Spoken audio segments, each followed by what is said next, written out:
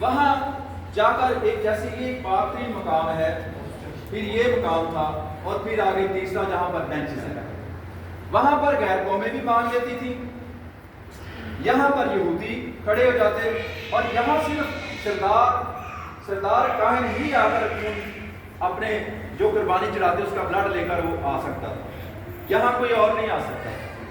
سو یہ اس گھر کے قانون تھے، اصول تھے۔ تو وہاں پر ارد گرد اور سارا ماحول جو تھا وہ ایک تجارت کا ماحول بنا ہوا، اور وہاں کوئی عبادت کی بجائے کچھ اور ہی کام، کھانے پینے کو دنیاوی چیزیں ہوتی تھی۔ اس کے ساتھ ساتھ میں بتاتا جاؤں کہ جب یسوع مسیح نے ہماری اس بدن کو ہیکل قرار دے دیا ہے، تو یہاں پر بھی اگر خدا کے علاوہ یا خدا کے حکموں کے علاوہ یا ذمہ داری کے علاوہ یا اس کی پرستش کے علاوہ اگر کچھ اور ہوتا رہتا ہے، تو اس ہیکل کا ماحول کوئی اس ہیکل سے زیادہ فرق نہیں۔ کیونکہ یہ موبائل ہیکل ہے، وہاں پر جا کر دعائیں کرنی پڑتی تھی، یہاں آپ جب چاہیں مرضی ادھر کو منہ کر لیں، ادھر کو کر لیں، ادھر کو کر لیں، جہاں مرضی گھٹنے ٹیک لیں، ہاتھ پھیلائیں، اور خدا کا پاک روح آپ کے ساتھ اٹیچ ہو جائے۔ سو یہ بھی ایک ہیکل ہے۔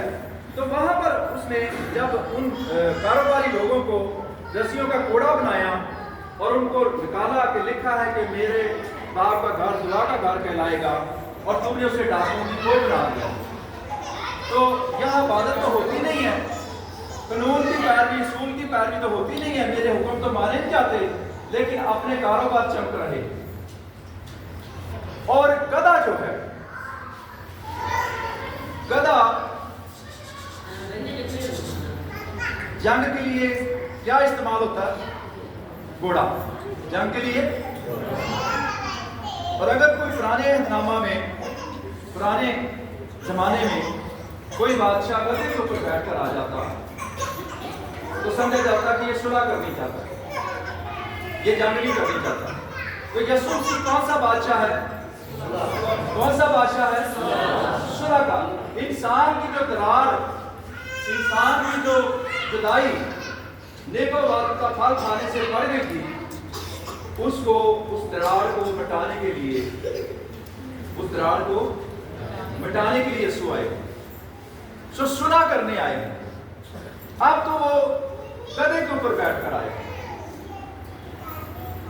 اور انسان کو صلح کا میسج کہ انسان ہر ایک کی رسائی جو ہے وہ خدا تک ہو، ہر کوئی جتنا مرضی اپنا رشتہ خدا کے ساتھ مضبوط کرے۔ پرانے عہد نامے میں بھی یہودی بڑے تردد کرتے تھے، روزہ رکھ کے خاک پہ بیٹھ جانا، ساتھ پہ مٹی ڈالنی، اور بڑا اپنے آپ کو حلیم کرنا کہ کوئی رویا ہمیں نظر آ جائے، کوئی رشتہ ہمیں نظر آ جائے۔ تو وہ اندیکھے خدا کے ساتھ کی طلب پیدا کرنا چاہتے تھے، لیکن فضل کے زمانے میں ہمارے لیے کچھ آسانیاں ہو گئی، نہ ہمیں قربانی دینی پڑتی ہے، نہ کوئی خاص قسم کی کوئی عبادت ہے۔ سو ہم ووٹوں کا بعد شکر کا ہدیہ گزارتے ہیں، اور گناہ سے باز رہیں تو بپتسمہ لیں، توبہ کریں، تو خدا کے ساتھ ہمارا رشتہ چلتا رہے۔ اور یہ رشتہ کب تک چلنا چاہیے؟ کب تک؟ 10 سال؟ کب تک؟ ہمیشہ تک۔ چاند دن تک وفادار ہے تو میں تو اس زندگی کا یہ تاج ہم نے لینا، ہم نے اس طرح دوڑنا ہے کہ جیتیں، اس طرح نہیں دوڑنا کہ کہیں کہ ہم بھی دوڑے تھے۔ تو ہمیں اس طرح سے خدا کے ساتھ چلنا ہے کہ ہمیں اس ہمیشہ کی زندگی کے اوپر قبضہ کرنا ہے، تو اپنی پاکیزگی کو، اپنے ایمان کو قائم رکھنا ہے۔ سو میرے عزیزو، یہ جو کھجور کی ڈالی ہے، یہ پرانے وقتوں میں جب جنگ میں فتح ہو جاتی تھی تو یہ ایسے ڈالیاں لہراتے ہوئے اس فتح کا اعلان کرتے تھے۔ اس سے ہم دیکھیں تو اس کی جو آگے چل کر ہم سیکھیں گے کہ اس کی کیا خوبیاں ہیں، اور یہ ڈالی کہیں رکتی ہی نہیں ہے۔ یسوع سے لے کر کلام میں اور بھی والے ہم دیکھیں گے اس ڈالی کا مقصد کیا ہے۔ ایک تو اس میں ہے وکٹری، فتح، وکٹری کا نشان ہے، اس کی اوپر کو پتے ہیں اس کے۔ پھر یہ پورا سال سر سبز رہتی ہے، صحیح کہہ رہا ہوں؟ اور پھر یہ جو ہوشنا کے نعرے لگائے جاتے ہیں اس کو پکڑ کر، اس کا ہوشنا کا مطلب خداوند ہمیں نجات دے، خداوند ہمیں بچا۔ ہوشنا کا کیا مطلب ہے؟ خداوند ہمیں نجات دے، ہمیں بچا۔ یہ ملی جلی بھیڑ جو ہے یہی نعرے لگا رہی تھی۔ بیچ میں وہ یہودی جو یسوع کو نہیں مانتے تھے وہ بھی بڑے زور زور سے نعرے لگا رہے تھے کہ آج ہوں ساڈا بادشاہ آ گیا ہے تو ہوں ستے کھا یہ قیادت سے اسی جنگ لڑاں گے تو رومیاں تو سانوں رہائی مل جائے۔ سو ہوشنا خداوند ہمیں بچا، ایک پکار ہے، ایک اعلان ہے، وہ جو زور زور سے کر رہے ہیں۔ آج جو ہم کہتے ہیں ہوشنا تو اس کا ساتھ شکر گزاری کہ اب ہمیں اس نے بچا لیا ہے۔ ہاللیلویا۔ ہم اسی نظریے سے نعرے لگاتے ہیں ہوشنا خداوند نے ہمیں بچا لیا۔ وہ اپنے رومیوں سے رہائی کے لیے نعرے لگاتے تھے، لیکن جب ان کو کوڑوں سے مار پڑی، جو کبوتر فروش تھے اور کرنسی چینج کرنے والے تھے، تو وہ کہنے کہ بھائی یہ تو کوئی معاملہ ہے، چلو نہیں بھائی تو سب کو سارا بادشاہ ہے، یہ کام کوئی ہو رہی ہے، یہ ساڑھے صاحب نہیں گا۔ سو وہ تتر بتر ہو گئے اور وہ سارا۔ سو دوسرے نمبر پر دیکھتے ہیں ہم کہ یہ کوئی ہمارا جو عبادت خانہ ہے یا یہ کوئی ہماری یہ کوئی تجارت کا کار نہیں ہے کہ ہم اس سے دنیا کا پیسے کماتے رہیں اور کوئی خدا کو جلال نہ دیں اور کوئی حکموں کی طرف غور نہ کریں، کوئی اس کو بھی وقت دیں۔ جو ہمارا خاص مقصد ہے زمین پر اپنی ذمہ داری کو پورا کرنا اور خداوند کی مرضی تلاش کرنا، یہ ہمارا سب سے بڑا کام ہے۔ ذمہ داری یعنی فیملی، بیوی، بچے، ان کی پرورش، ان کا دھیان رکھنا، ان کو پالنا، خدا کی پہچان کرانا، کوئی خدا کے حکم سکھانا، یہ ہماری ذمہ داری ہے، اور ساتھ ساتھ اپنی ایمان کی بھی حفاظت کرنا۔ سو میرے چیزوں یہ نبوت بھی جو تھی وہ پوری ہوئی کہ یسوع سائیکل میں جاتے ہیں۔ سو یہ جو ہمارا پاکستانی جھنڈا ہے، ایک پاکستانی جھنڈا ہے اور ایک پارٹیوں کے جھنڈے ہوتے ہیں۔ آپ نے دیکھا جب کوئی جلوس نکلتے ہیں تو ہر ایک پارٹی کا اپنا اپنا جھنڈا ہوتا ہے، ایک ایجنڈا، ایک جھنڈا کہ جی ہمارا یہ دستور ہے، ہمارا یہ آئین ہے، ہمارا یہ طریقہ ہے، تو اس کو لہراتے ہیں۔ آج جو ہم کھجور کی ڈالیاں لہراتے ہیں، اس کا یہ آزادی فتح کی علامت سمجھی جاتی ہے۔ جیسے میں نے بتایا کہ جنگ جب جیتے تھے تو یہ ڈالیاں بھی ہاتھوں میں لہراتے تھے۔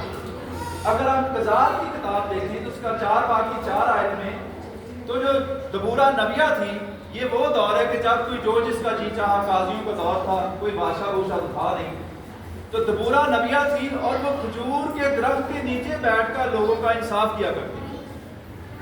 یعنی کہ کھجور کے درخت کی اتنی اہمیت کہ اس نے یہ چناؤ کیا کہ یہ خاص درخت ہے جس میں بڑی ایک طرح کی بلیسنگ ہے، اور اس کا پھر آگے مکاشفے کی کتاب میں جب اس کا حوالہ اگر آ جائے تو پھر یہ ہماری دلیل میں اور ایک قوت پیدا ہو جاتی ہے۔ آج ہم یہ کھجور کی ڈالی جو ہے یہ ایسی نہیں لہراتے، اس کا کوئی مقصد ہے۔ یہ ہمارا فتح کا جھنڈا ہے، یہ ہمارا کیا ہے؟ ہمارا کیا ہے؟ فتح کا جھنڈا ہے۔ یہ کب کہاں ہمارے ہاتھ میں آئے گی؟ ایک تو ہم نے قضات کی کتاب 4 باب اور اس کی 4 آیت میں تو دبورہ نبیہ اس درخت کے نیچے لوگوں کا انصاف کرتی ہے۔ آپ دیکھیں کہ کوئی بھی خدا سے پرانے عہد نامے میں سے بھی خدا عورت کو بڑا پیار کرتا ہے، لیکن نئے عہد نامے میں تو بالکل ہی بہت ہی زیادہ فیور ہی جو ہے وہ عورت کو مل گئی ہے کہ اس کو بحال کر دیا خدا نے، اس کی شان کو اٹھا دیا ہے۔ اب وہ بھی دعا کر سکتی ہے، اب وہ بھی کلام سنا سکتی ہے۔ تو یہاں پر بھی دیکھیں کہ یہ عورت دبورہ نبیہ جو ہے لوگوں کا انصاف کرتی ہے، کیونکہ جب آدمیوں کو کوئی بے راروی ہو جائے تو خدا کسی کو بھی پکڑ سکتا ہے جو اس کو ڈھونڈنا چاہے۔ ہم دیکھتے ہیں کہ مکاشفہ 7 باب کی 9 آیت، یہاں پر لہد کے سامنے جو لوگ فتح یاب ہوں گے ان کے ہاتھوں میں یہ کھجور کی ڈالیاں، یہ کھجور کی ڈالیاں۔ اور پھر جب ہم زبور 92 اور اس کی 12ویں دیکھتے ہیں تو صادق کھجور کے درخت کی مانند سرسبز ہوگا۔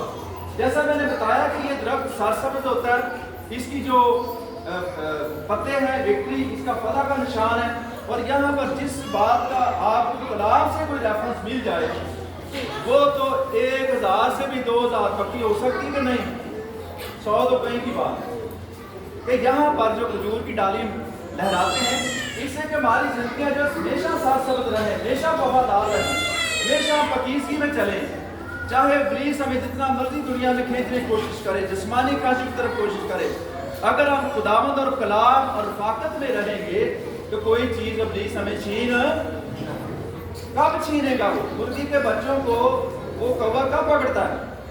جب وہ اس سے دور چلے جاتے ہیں، پھر اپنی خاص بات سے بلاتی ہی ہے لیکن وہ اس سے دور چلے جاتے وہ قریب نہیں آتے۔ ابلیس ہمیں اس وقت ہی پکڑے گا جب ہم خدا سے رفاقت سے کلام سے دور جائیں گے۔ پھر کوئی ہمیں مشورہ دے گا، آؤ جی تو میں اتنے لے جاؤں، آؤ بیٹا چھڈو تھی بندے چھڈو ضرور کہڑا پتا آ جاؤ اتنے چل گئے وہ فلائی میں اتنے گئی تھی چمکانا بھی گیا سی، اپنا ایمان خراب کر کے بیٹھ جائیں گے۔ سو صادق ہمیشہ ساتھ صبر، زبور 92 اس کی 12 ہے، صادق کھجور کے درخت ایمان ہمیشہ ساتھ صبر رہے گا۔ سو میرے عزیزو، جب ہم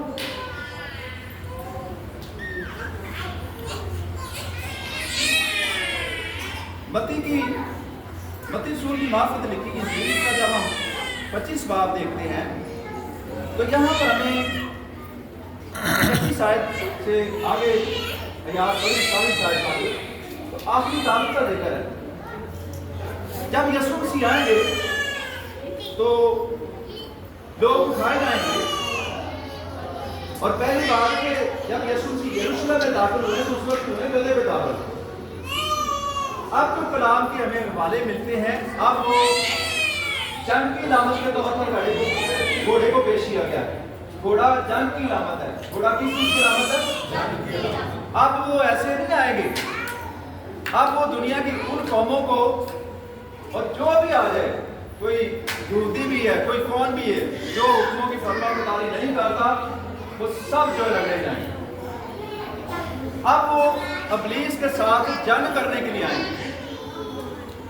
کلیسیا اٹھائی گئی ہے، نیچے زمین پر بہت ساری جنگیں اور بہت کچھ ہوگا، اور جب خدا کے لوگوں کو جو نہیں خدا کو مانتے انہوں نے گھیرا ہوگا تو خدا یسوع مسیح اپنی قوت اور زور کا طریقے سے ظاہر ہوں گے اور اپنے منہ کی تلوار سے ان قوموں کو ہلاک کریں گے۔ کیا کریں گے؟